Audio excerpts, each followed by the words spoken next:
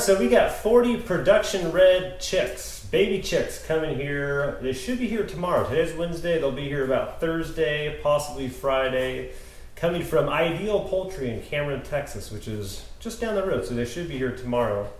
A production red is a cross between a Rhode Island red and a New Hampshire red, primarily bred for egg production.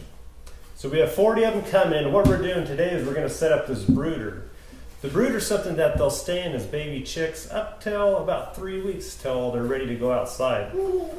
The main purpose of that is when a baby chick is born, they don't even have feathers yet, so they need to stay warm and out of the wind and the wet grass that's outside. So the first thing we're going to do is we're going to set them up with some pine shavings. We'll lay those down in our brooder. We have a heat lamp that will keep on them.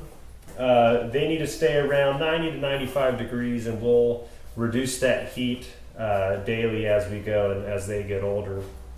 Once they get here, they'll be shipped via United States Postal Service.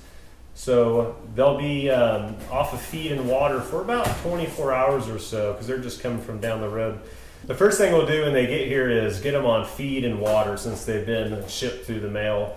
So we'll set them up with some water, and we have a little recipe to help their immune system since they haven't been on water and they'll be a little bit dehydrated when they get here. It's water, apple cider vinegar, garlic clove, and a little bit of honey. That'll help them out.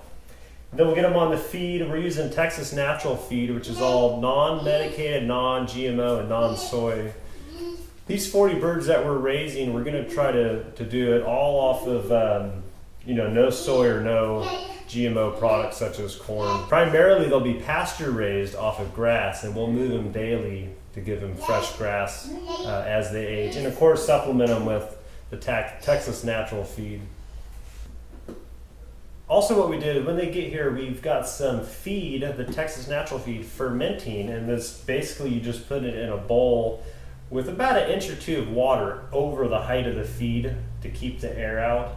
And what that does is it breaks down and will naturally ferments the feed, and it creates, it allows them to better absorb the nutrients that are in the feed. So when they're little chicks, they'll have a little bit of better feed conversion rate, and it'll just be better for them all around. So chickens, unlike humans, they don't have teeth, so they need something to help break down their food. And what they'll do is they'll use this grit inside of their gizzard, which is like a muscle-lined sac, and the grit will help break down that food like your teeth would. And this is chick grit, so it's just smaller, and as they get older, we'll replace this with larger grit. So it's also a good idea to, go ahead and get everything set up the day before. Make sure your light's working. The last thing you want to do is have 40 chicks arrive in the mail and your lamp not work, or maybe your water has a leak in it, something like that. All right, so now we're ready for chicks.